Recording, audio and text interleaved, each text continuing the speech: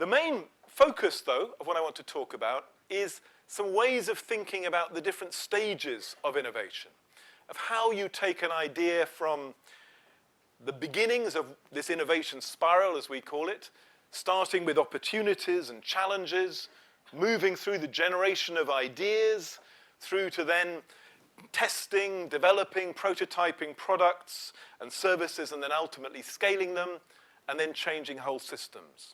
And I'm going to say a little bit about some ways of thinking about each stage of that journey, some of which will be, I suspect, very familiar to you. I hope some of which is slightly novel.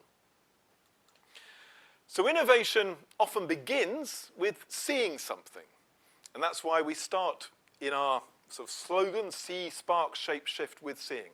That seeing can be in imagination, the ability to sit in the park or in your shower and imagine things in a new way.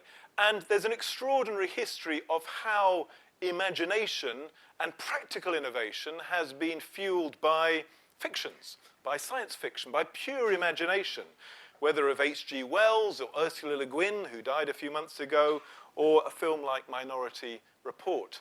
And one of the reasons we host events with sci-fi writers is because they've played such a big role in helping people to think in new ways.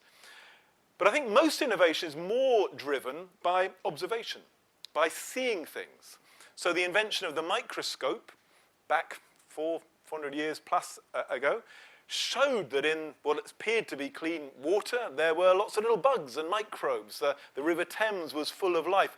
That helped create modern biology. It helped create modern public health. All sorts of things flowed from that.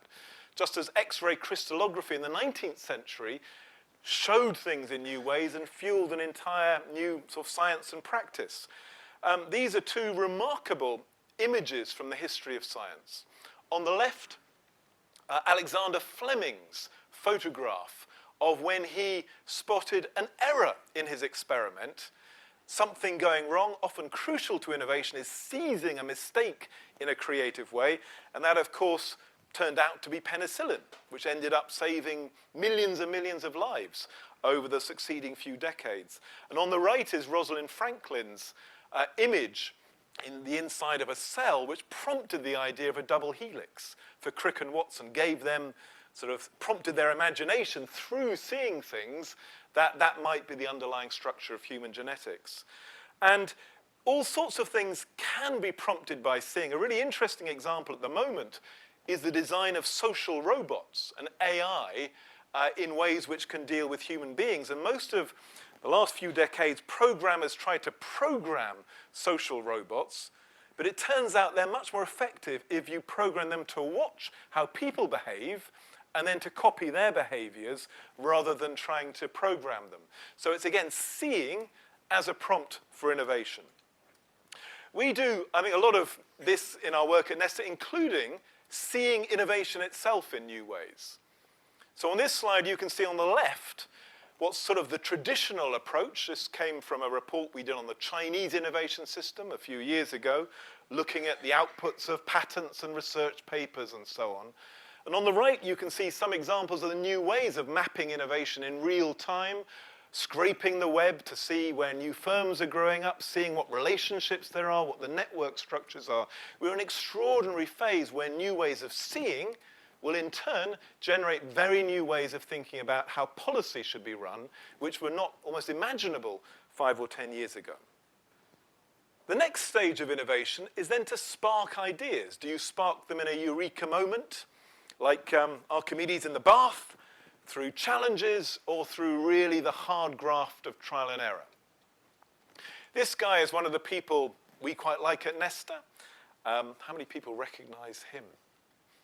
John Harrison was his name, who was the winner, ultimately, of the first Longitude Prize 300 years ago, a prize from the British government in 1714 to come up with a solution to finding the longitude of ships at sea. He was not a great scientist. He was not in a prestigious university. He was a humble clockmaker from Yorkshire, but he had a better solution than any of the more prestigious competitors. And it was the challenge of that prize which drove him to come up with a creative solution. 300 years later, through our Challenge Prize Center, we do lots of these kinds of challenges on everything from farming and healthcare to mobility and drones, using the pressure of a challenge to accelerate the flow of ideas and help more creative solutions. And challenges can take many different forms. The challenge of the Second World War massively accelerated the work on nuclear bombs. 3 years before Hiroshima, 90% of nuclear scientists were certain there would not be a nuclear bomb in their lifetime. So it was the pressure which changed how people thought, what they thought was possible. Very different end of the spectrum is this Japanese toilet, which is in a way an example of innovation responding to the pressure of demanding consumers, who in Japan demand toilets like this. They don't really demand them here. Or this example is about regulation, a catalytic converter, the product of regulations requiring cars to be built in ways which didn't emit so many pollutants, forced the industry to accelerate its innovation through devices of this kind. And again, we see challenge, pressure, being a better way of having innovation than just trying to sit on a bench or in a garret thinking great thoughts. We also find when we look at innovation in detail is not so much about the eureka, sudden out-of-the-box moment. It's about hard graft, trial and error, again and again and again. This is Thomas Edison's light bulb, famously the result of him testing out 10,000 different filaments before he could find the filament which actually worked. James Dyson prototyped 5,000 different versions of what became the Dyson vacuum cleaner. I was about to call it a Hoover, which of course I can't call it a Hoover. You know what I mean. And there's a lot of the story of innovation is much more the 99% perspiration of trial and error than just the 1% out-of-the-box inspiration. And institutions have been very good at doing this. I think less known than it should be is the UK's Rothamsted Research, about 20 miles north of here, which in the mid-19th century pioneered systematic experiment around crops and fertilizers at a time when crop yields were declining across the Western world.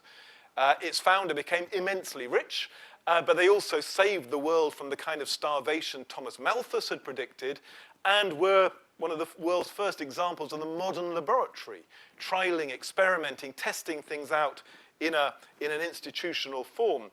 And at Nesta, we're really interested in these models of experimentalism through things like the Innovation Growth Lab, now operating all over the world, or the evidence brought together by the Alliance for Useful Evidence, or platforms like Predictive, developed by the Behavioral Insights team with Nesta, which provides a platform for running experiments, trying things out systematically in practice.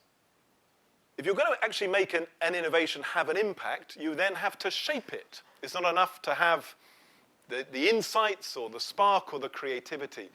And here, I think there is a bit of a sort of misleading mythology around innovation, sometimes summed up in what I think is the misreading of the significance of Steve Jobs, who is sometimes taken to be an icon of the lone genius, inventor, creator, who then showers the world with the brilliant creations of their mind. That's bad history in two respects. The first is that if you look at what Steve Jobs actually did in creating things like the iPod, they were highly derivative on other people's work. There had been many digital music devices produced before the iPod. They, in turn, drew on things like the music compression technology, the Fraunhofer, developed in Germany, JPEGs, Sony Walkmans, of course. They drew on things like Napster's way of listing music, and they drew on a whole series of manufacturing and miniaturization processes pioneered by Foxconn and others who do make, indeed, most of Apple's products to this day. What Steve Jobs did really well was harvest, bring together, and sometimes you would say steal other people's ideas and make them useful in forms like the iPod. There was almost no originality, almost no technological breakthroughs, but a brilliant job was done of adoption, adaptation of other people's ideas to make them useful. The other aspect in which the Steve Jobs story is often misleading is the notion that he sort of does it on his own. Again, the lone genius story of innovation. Do any of you know what this picture is of? I mean, this looks like a sort of mental asylum or something. This is a picture of probably the most successful innovation institution in human history. It's Bell Labs in the mid-1960s, packed with Nobel Prize winners, in the place that invented the transistor, semiconductor, a whole host of the underlying technologies of the modern digital age.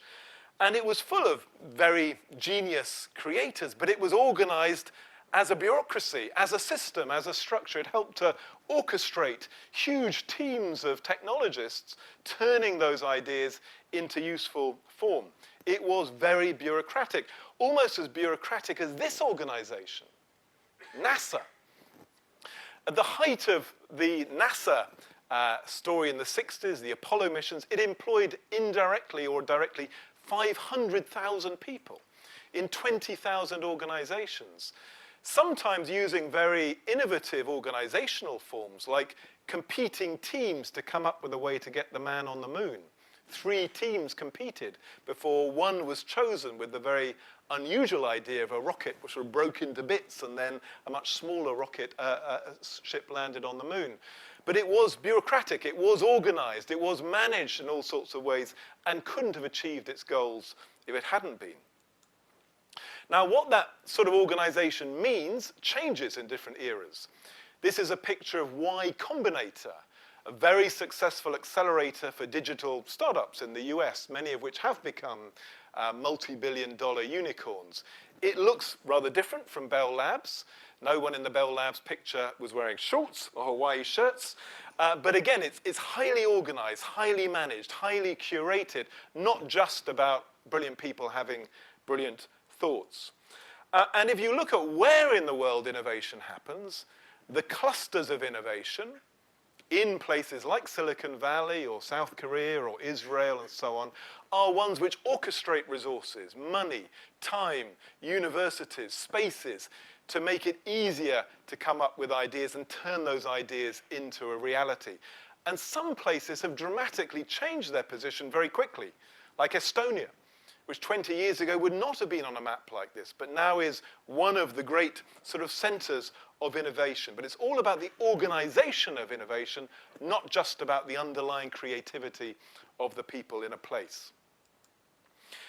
Now that's, of course, one of the reasons why we're interested in how innovation can be organized, what we learn from labs like Rothamsted or labs within companies or accelerators in our own work through our things like our health lab, the lab in Wales, and through documenting labs and then providing guides to how they can be run. Because we see this organizational function as crucial in turning the sparks, the great ideas, into something actually useful in the world. The final stage of innovation is then how do you shift? How do you actually make things come alive, make them useful, make them scaled, etc.? And I'm going to start with the picture of the mousetrap, because the Mark Twain quote that if you build a better mousetrap, the world will beat a path to your door. That is completely untrue, unfortunately. This was, I think, not a better mousetrap. I'm not sure how many of them there are around the world. But if you look at which innovations really take on, which spread, of course, many of them are really useful and superior to the alternatives, but not all are. You can see Sony Betamax. There's some people in this room who can probably remember Sony Betamax, a far superior technology to VHS, but in the great videotape wars of a generation or two ago, Betamax lost out not because its technology was worse, it was better, but because it didn't have the same logistical market power of its competitor. Many would say the same about Microsoft. Windows isn't necessarily the best programming software in the world, but Microsoft has a fantastic sort of logistical market power system to spread its products. And in the public sector, the same is true. I showed earlier the picture of Aadhaar, the Indian government's extraordinary ID card for over 1 billion people. That has gone to massive scale because it's had the backing of power and money of a state willing to see it through, willing to get through problems, willing to overcome difficulties.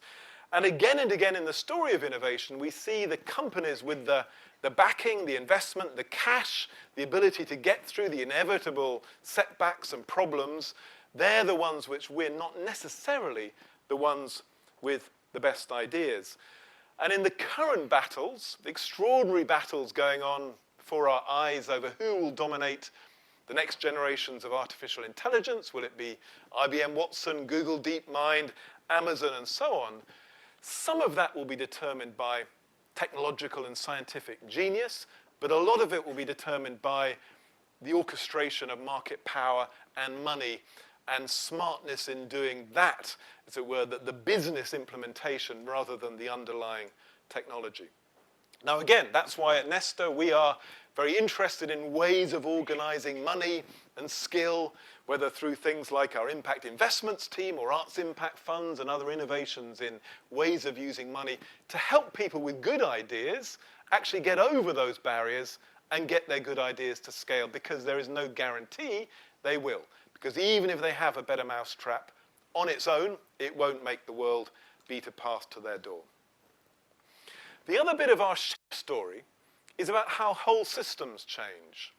So a lot of innovation is about taking a product like the smartphone in your pockets and getting it to the scale of hundreds of millions of people. But some of the most interesting innovation is about shifting whole systems. And there's, I think, growing interest in how that happens. How do you get from a world where we buried most of our waste in huge pits outside cities like London to a world where we recycle 50, 60, 70, 80% of our waste, or if we can't recycle it, we turn it into energy.